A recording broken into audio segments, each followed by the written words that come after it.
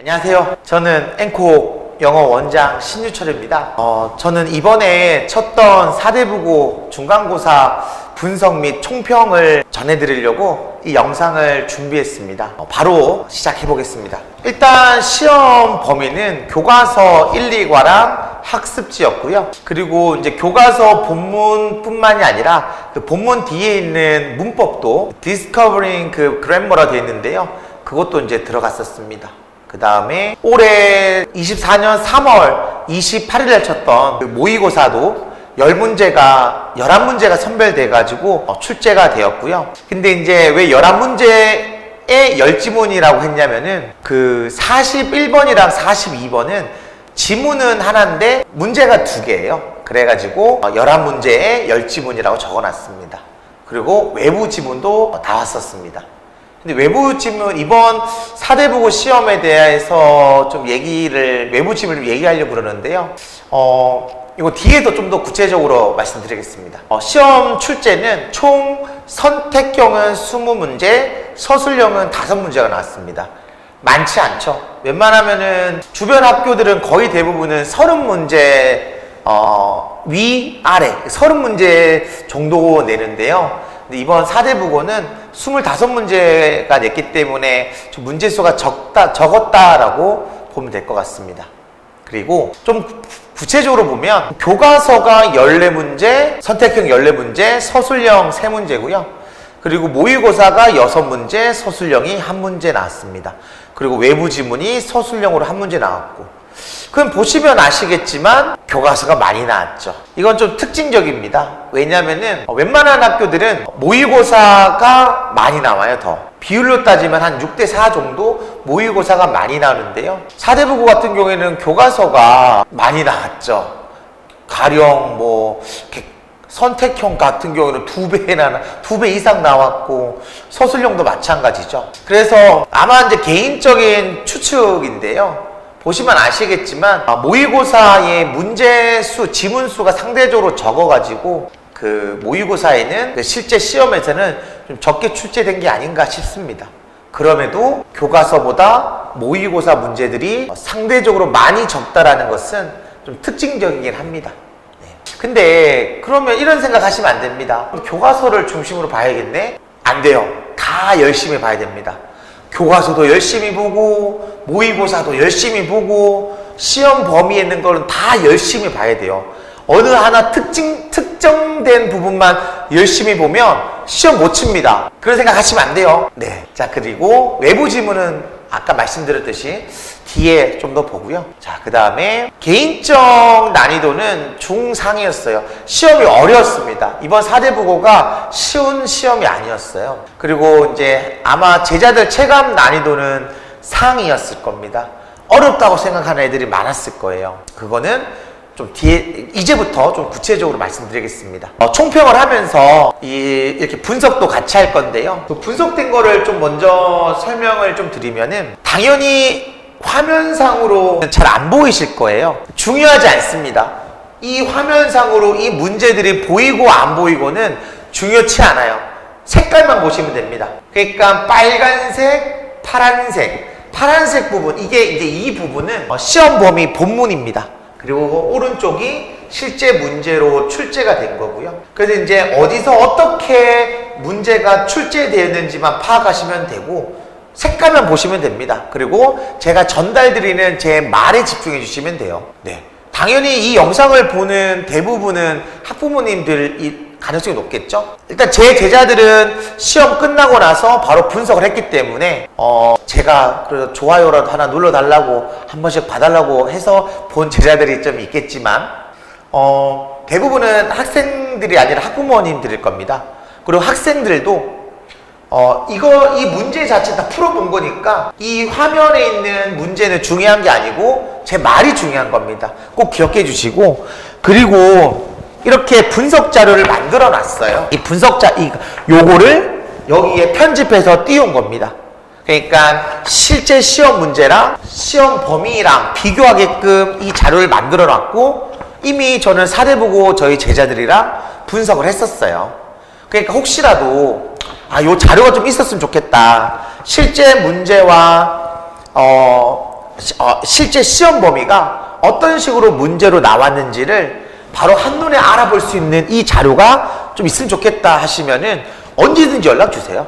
학원으로 연락 주시면은 학원을 통해서 아니면 뭐 그렇죠. 학원을 통해 제 연락처를 아실 거니까 학원을 통해서 연락을 주시면은 제가 이거를 뭐 출력해서 드릴 수도 있고 뭐 직접 오셔서 상담을 하는 거죠. 아니면은 메일로 보내드리거나 카톡으로도 보내드릴 수 있어요. 그래가지고 그래서 요거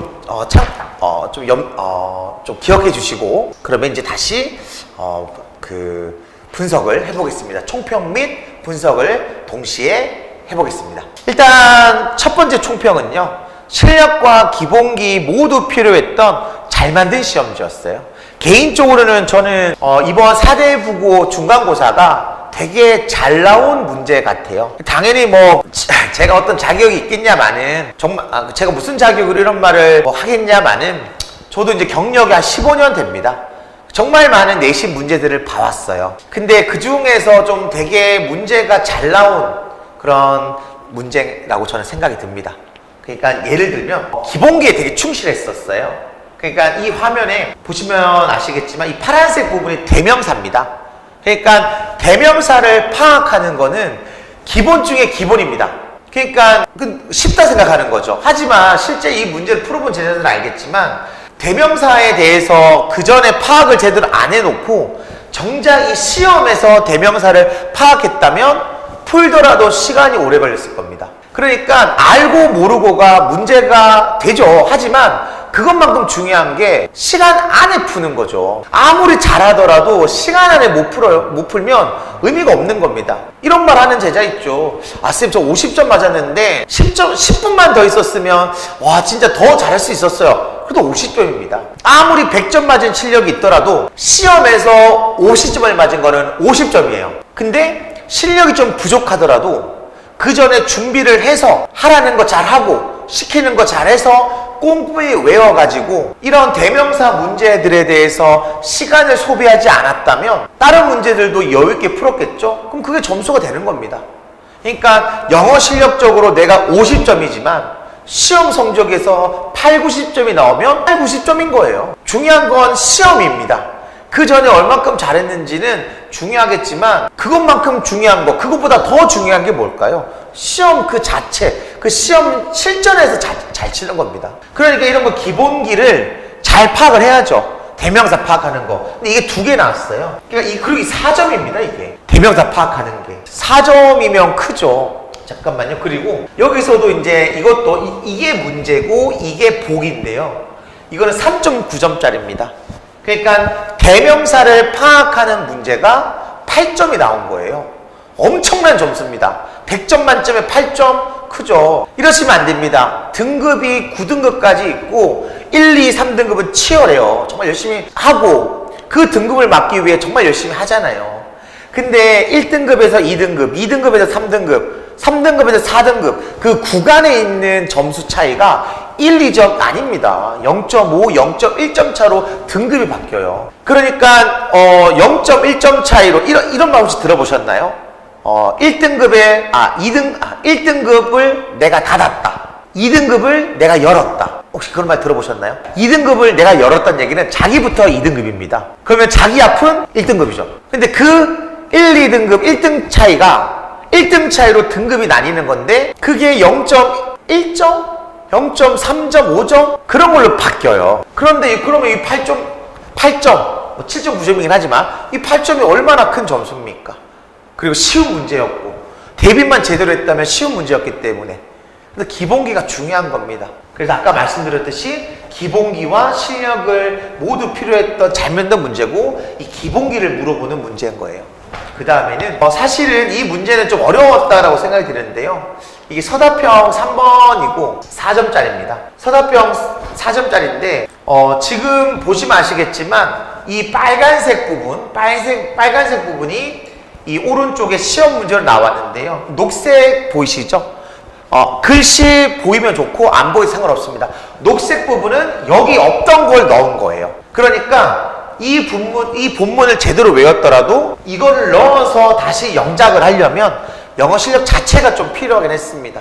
아무리 미친 듯이 외워도 틀릴 가능성이 좀 높았죠. 그리고 잠깐만요. 이거 넘어가기 전 네. 그리고 이 부분이 있는데요. 이 부분은 교과서 본문, 교과서 2과 본문 내용과 그리고 영작 실력을 물어보는 문제였습니다. 그러니까 2과 교과서 내용을 확실히 파악을 하고 그 문장 구조를 숙지를 한 상태에서 그 영작을 했었어야 돼요. 그러니까 이게 주어진 단어가 없습니다. 다 빈칸이거든요. 해석은 있죠. 근데 원래는 일반적인 영어 서술형 같은 경우에는 가장 일반적인 거는 해석 주고 밑에 몇 개의 주요 단어를 주고 영작을 하라고 해요. 근데 이 시험 같은 경우, 이 문제 같은 경우에는 단어가 디자인 코드만 주고 그냥 영작하라고 했거든요.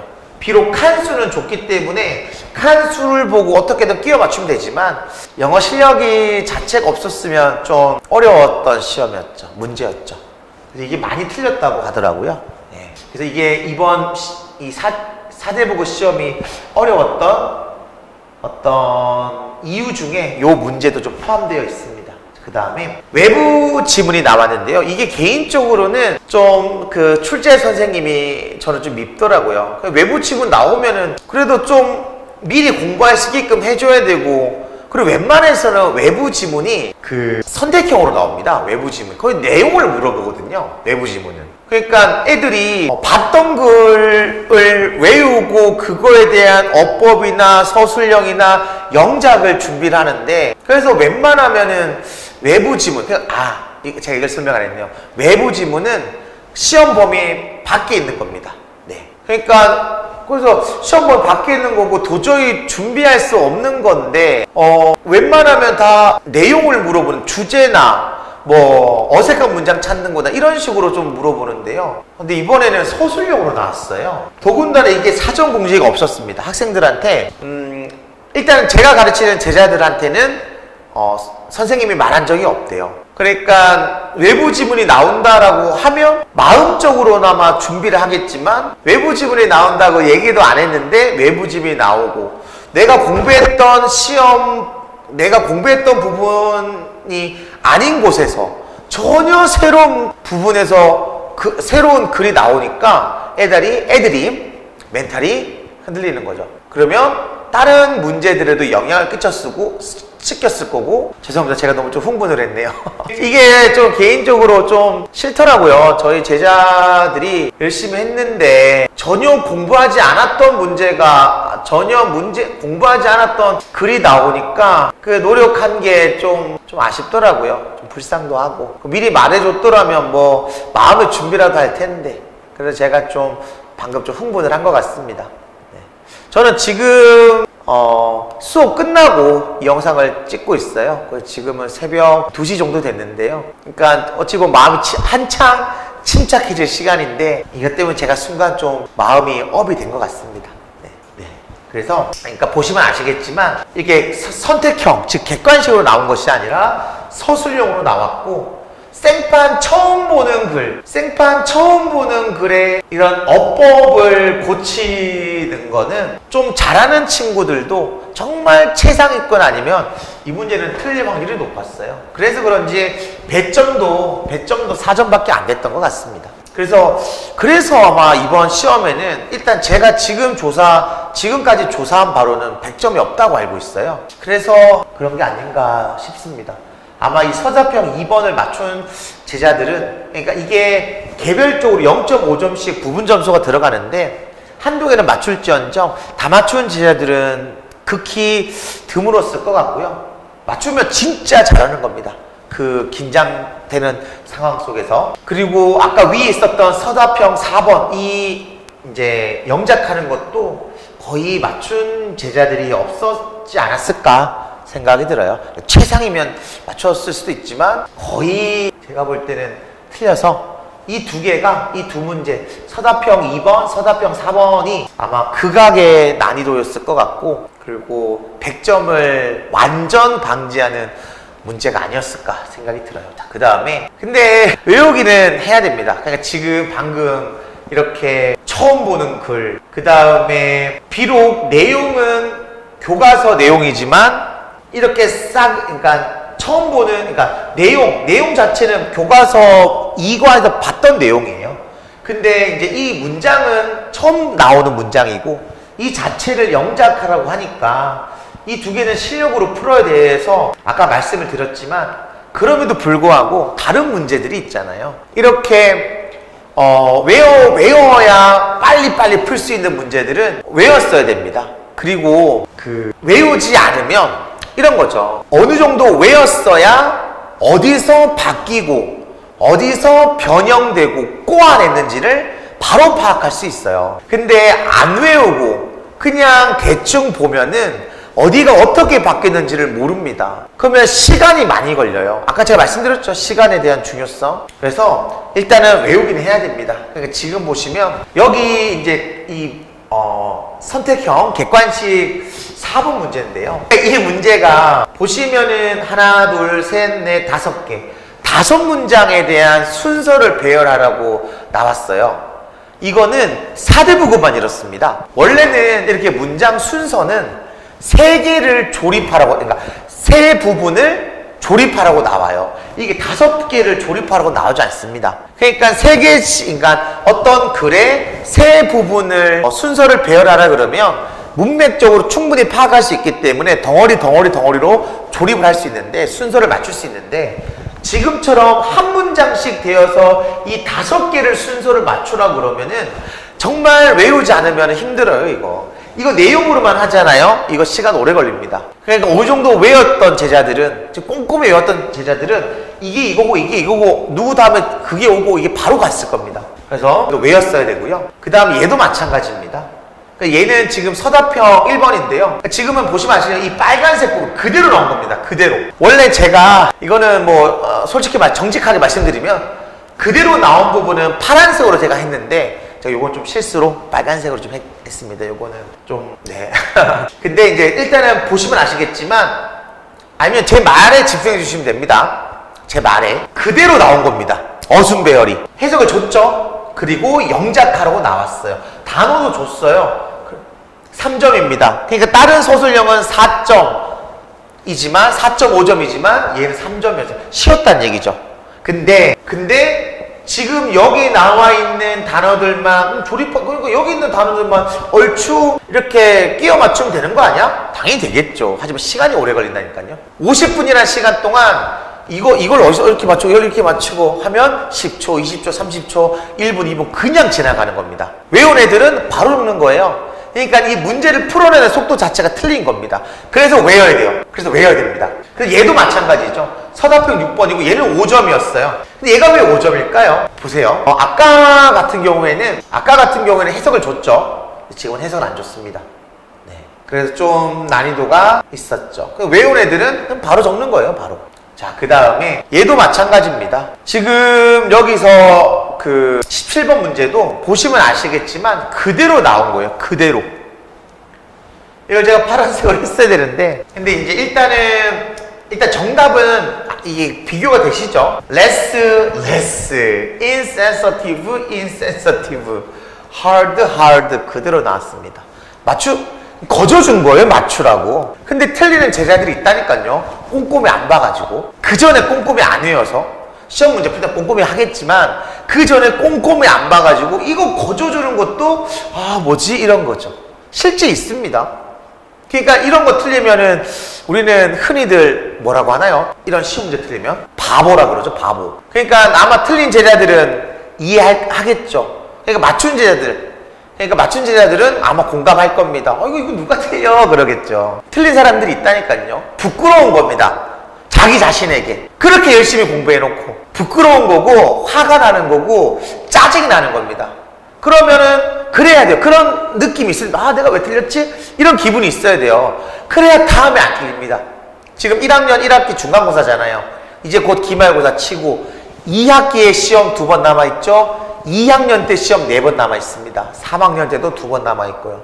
앞으로 계속 치는 내신에서 이렇게 자잘하게 정말 누구라도 맞출 수 있는 문제를 단지 꼼꼼하게 학습을 전에 안 했다는 이유로 틀리면 화가 나야 됩니다. 이거 맞출 수 있었는데 진짜 다음엔 안 틀려야겠다. 이런 각오가 돼야 다음에 안 틀리는 거예요. 이거 제가 좀 약간 업이 됐는데요. 그만큼 중요합니다. 네. 그냥 뭐 그럴 수 있지. 아쉽다. 이러면 안 됩니다. 화가 나야 되고 자기 자신에게 짜증이 나야 되고 심지어 부끄러워야 돼요. 그래야 다음에 안 틀립니다. 아시겠죠? 그 다음에 얘도 보시면 아시겠지만 근데 이거 한번 보세요. 그러니까 이게 개인적으로는 그냥 장난치는 거예요. 왜냐? 보세요.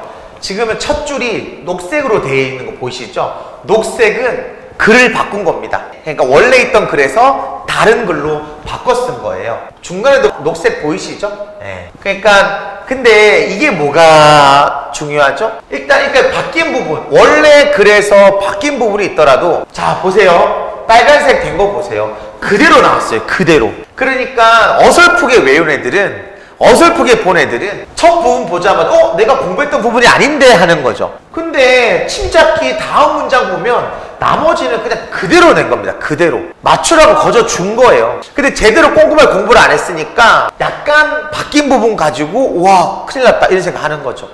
이런 제자들이 있다니까요. 제가 지금 제 생각만 얘기하는 것이 아니라 시험 끝나고 제가 가르치는 제자들과 다 1대1로 시험지 분석하면서 역시 이번에도 그렇구나 라고 해서 또 자신 있게 말씀드리는 겁니다. 그러니까 외워야 됩니다. 어려운 문제는 못 푸는 것들은 냅두는 거예요. 다 틀려요 사실. 근데 맞출 문제는 어떻게든 맞춰야죠. 그러니까 다 같이 틀린 문제는 틀려도 상관없어요. 근데 누구는 다 맞추는 문제를 내가 틀려버리면 끝나는 겁니다. 상대평가잖아요. 절대평가가 아니니까. 그리고 그 다음 총평 4번인데요. 사소한 실수를 조심해야 됩니다. 철자 실수하는 거, 문제를 오해하는 거. 이거 많아요. 그러니까 원숭이가 나무에 떨어지듯이 예를 들면 이런 겁니다. 실제 사례입니다. S2로 적어야 되는데 ES로 적는다든지, 그러니까 form, 형성하다의 form, FORM인데 from, FROM으로 적어도 틀린 애도 있어요. 그러니까 아쉽죠. 웃음밖에 안 나오면 지금 저도 웃었지만 생각하면 할수록 아쉽죠. 그러니까 진짜 거의 맞추는 순간까지 왔는데 그거 하나 잘못 적어서 틀리는 겁니다. 그리고 등급이 내려가는 거고 그럼 얼마나 짜증이 나요. 그리고 분명히 2개 고르라 그랬는데 1개만 적고 올바른 걸 고르라고 했는데 틀린 거를 고르고 좀 공감이 되시죠? 이러면 안 됩니다. 이러면 아까 제가 방금 말했지만 스스로에게 짜증이 나는 거고 화가 나는 거고 부끄러워야 될 상황이에요. 그러니까 다음부터 안 그러기 위해서는 계속 곱씹어보고 자기 자신에게 반성을 해야 됩니다. 그래야 안 틀려요. 사소한 실수 진짜 조심해야 됩니다. 그리고 시험 범위에서 중요도를 따지는 것은 너무나도 어리석습니다. 이러면 안 돼요. 그러니까 지금 사대부고 같은 경우에는 범위가 좁은 편입니다. 범위가 많은 게 아니에요. 교과서 2개에다가 모의고사 10문제밖에, 10지문밖에 안 되잖아요. 주변 학교에 비해서 문제 수가 적은 편입니다. 지문의 양이. 그러니까 작정하면 충분히 외울 수 있어요. 시간도 있고. 근데 마치가 아니라 이런 제자들이 있거든요. 그러니까 시험 칠 때 다 됐는데 선생님 저 중요한 것만 좀 찝어주시면 안 돼요? 제가 신도 아니고 중요한 것만 찝어줄 수는 있죠. 왜냐면 중요한 문장이라는 것은 내용적으로나 구조적으로나 중요한 거거든요. 근데 앞선 이런 문제들도 보셨듯이 꼼꼼히 잘 외워야 돼요. 제가 중요 문장을 어떤 학생한테 원해서 정리해 줬어요. 이럴까요? 중요 문장 얼른 보고 중요 문장부터 얼른 보고 그 다음에 다른 문장들도 열심히 공부해야지 그런 애들이 있을까요? 한 명도 없을 겁니다. 중요 문장 주는 순간 그것만 볼 거예요. 그러면 공부는 공부대로 했는데 시험은 못 치는 거죠. 공감이 되셨으면 좋겠습니다. 중요한 부분 그런 거 없어요. 그러니까 다 중요한 겁니다. 시험 범위 안에 있는 모든 부분들이 중요한 부분들이에요. 꼼꼼하게 봐야 됩니다. 쉽다고 해서 쉽다고 하면 이건 쉬워요. 그럼 이런 생각을 하죠. 안 나온다. 시험은 안 나올 거라고 생각을 하는 거죠. 바보입니다. 그러면은 시험 부분도 시험에 나올 수 있어요. 어려운 부분도 시험에 나올 수 있고 시험 쉽다 그래서 열심히 안 보다가 시험 문제 나와버리면 버벅대다가 틀리는 겁니다. 맞추더라도 시간 많이 소비하는 거고요. 그러니까 시험 범위 내에서 중요도를 따지는 것은 너무나도 어리석다. 꼭 명심해야 됩니다. 그 다음에 누가 외워도 소용없다고 했던가. 그러니까 좀 너무 노골적이라서 하지만 뭔가 그만큼 중요하기 때문에 돌려 말할 것도 없이 제가 바로 말씀드리는 겁니다. 누가 외워도 소용없다고 했던가? 매번 그렇거든요. 이럴 때가 있어요. 이번에도 그랬습니다. 그 선배들이 외워도 소용없다는데요. 라고. 그러면 이제 제가 웃죠. 그리고 전 딴 말 안 합니다. 이것만 얘기해요. 그러면 일단은 중간고사 치면 내 말 듣게 될 걸 그렇거든요.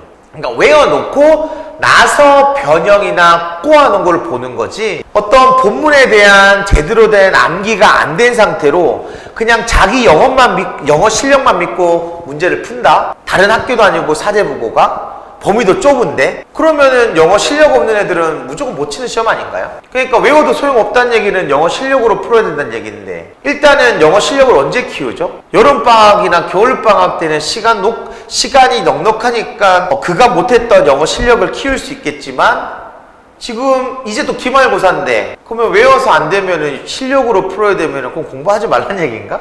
이거잖아요. 일단은 외워야 됩니다. 자기가 부족한 실력을 외움으로써 메꿔야 되는 거예요.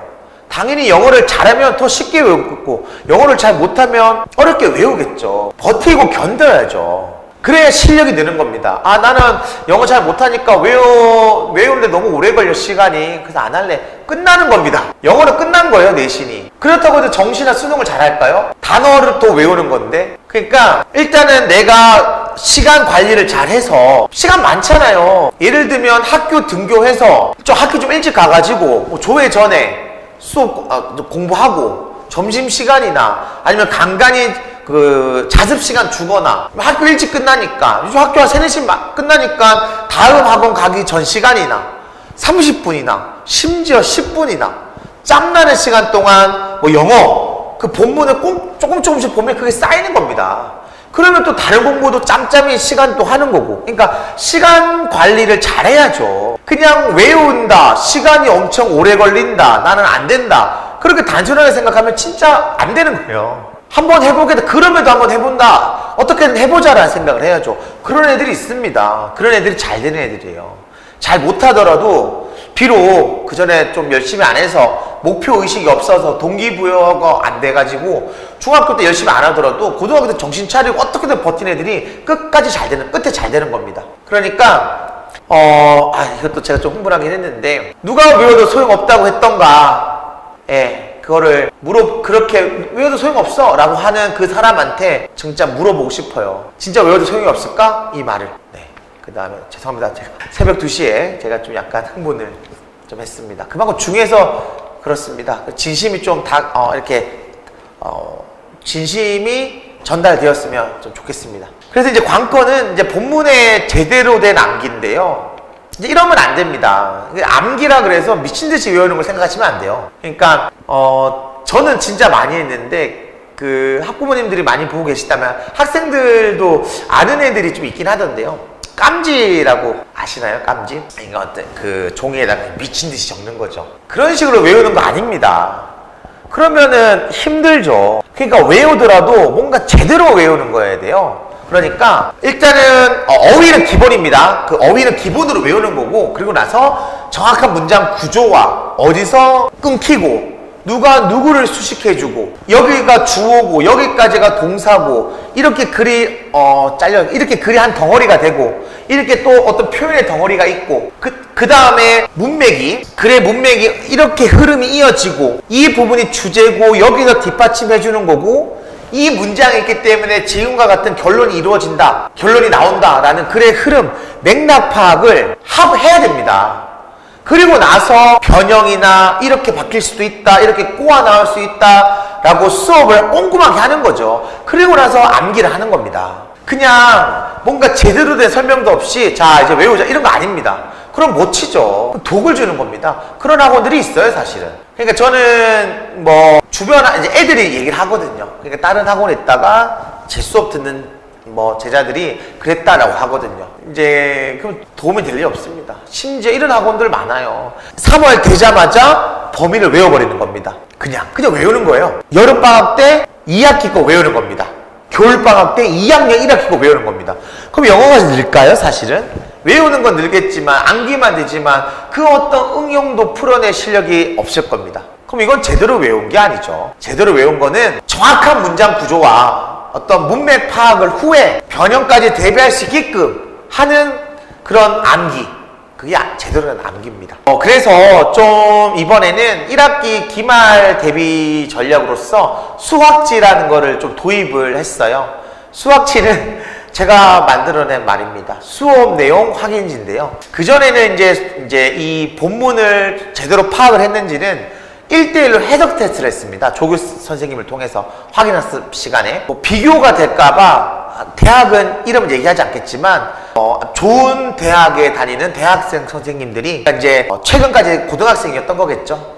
그 내신에 대한 그 범위를 0으로 된 글을 그러니까 일단 그게 필요하죠. 사전에 제 수업을 듣고 제자들이 워크북 또는 개인적으로 학습을 한 후에 숙지를 한 후에 조교쌤이랑 영어로 된 글을 가지고 1대1로 마주보며 해석 테스트를 칩니다. 해석을 제대로 하는지, 외워서 해석하는지, 진짜 알고 해석하는지, 그리고 문장 구조를 제대로 파악하고 있는지, 이런 문법에 대한 개념을 여기서 쓰인 문법이 어떻게 쓴 제대로 파악하고 있는지, 이 글의 전체 문맥을 파악하고 있는지에 대해서 해석 테스트를 치고 있습니다. 네. 근데 이번에는 좀 촘촘하게 해야 될 것 같더라고요. 왜냐하면은 좀 잘하는 친구들은 지금 시스템만으로도 충분했던 것 같은데 좀 부족한 친구들은 중간중간마다 테스트를 쳤지만 좀 더 꼼꼼하게 좀 쳐야겠더라고요. 그래서 이번에 진짜 열심히 했어요, 애들이. 근데 노력한 결과에 비해서 성적이 좀 부족한 제자들을 위해서 어떤 걸 더 신경을 쓸까? 그리고 좀 영어 실력이 부족한데 그걸 어떻게 내신에서 메꾸도록 할까라고 고민을 하다가 수학지라는 것을 이번에 좀 도입하기로 했습니다. 당연히 이제부터 계속 도입을 할 거예요. 네. 그 다음에 요거는 그겁니다. 편집이 잘못된 겁니다. 좀 당황했는데요. 일단 마무리를 하겠습니다. 부끄럽지만 저는 솔직히 말씀드리는데요. 전 자신 있습니다. 전 항상 자신감을 갖고 해요. 이건 아닙니다. 내가 영어를 많이 안다, 내가 잘 가르친다, 그거는 기본이고요. 제가 자신 있는 부분은 제자들이랑 같이 끝까지 고생할 준비가 되어 있다라는 것에 자신 있다고 한 겁니다. 제자들이랑 같이 새벽까지 공부하고요. 그러니까 같이 만나서 그게 아니라 각자 그러니까 학원에서 10시 이후에 하면은 불법이니까. 그러니까 제자들이 이제 각자 스터디 카페나 집에서 공부하고 저는 제 집에서 대기를 하고 있는 거죠. 그래서 애들이 카톡이나 문자나 전화로 모르는 걸 물어보면 바로바로 대답해 주고요. 그리고 필요한 자료 있으면 바로바로 제공을 합니다. 요즘 시대가 좋아졌어요. 저 고등학교 때만 하더라도 그때 휴대폰이 이제 보급되기 시작했지만 거의 전화였잖아요. 지금은 모르겠는 부분은 스샷 찍어가지고 바로 해주고 저도 바로 스샷 된 부분을 녹음을 통해서 아니면 영상 화면 녹음 캡처를 화면 녹음을 통해서 이건 이거야 바로 알려주고 그리고 자료도 보면은 종이 자료 아시잖아요. 종이 자료만큼 요즘에 태블릿 많이 쓰잖아요. 진짜 세상이 좋아졌습니다. 그러니까 제 열정을 보여줄 수 있는 아주 좋은 기회인 것 같아요. 그러니까 제가 새벽까지 거의 밤새는 거죠. 새벽까지 이제 애들 이제 제가 대기하고 있다가 소리로 해놓는 거죠. 저는 평소에 무음으로 해놓는데 소리로 이제 바꿔놓고 애들이 쌤 요거 좀 모르겠어요. 쌤 이것 좀 이 자료 좀 주세요. 이거 말고 다른 거 더 없어요? 그러면 바로바로 주는 겁니다. 그런 열정이 저는 자신 있다는 겁니다. 이게 저의 가장 큰 장점인 것 같고 제 나름대로는 좀 자부심이 있습니다. 그래서 아마 지금 영상을 보고 있는 제 제자들은 다 이걸 수업 시간에 했기 때문에 아마 이 유튜브를 보고 있는 학부모님들이랑 학생들은 제 수업을 안 듣는 사람도 있겠지만 혹시 저를 좀 대안으로 생각해 주셨으면 좋겠어요. 제가 혹시라도 기회가 돼서 가르치게 된다면 정말 열심히 하겠습니다. 말이 길어졌는데요. 그러면 일단 여기까지 하고 다음 기말고사 분석 영상을 통해서 또 찾아뵙겠습니다. 그럼 또 뵐게요. 감사합니다.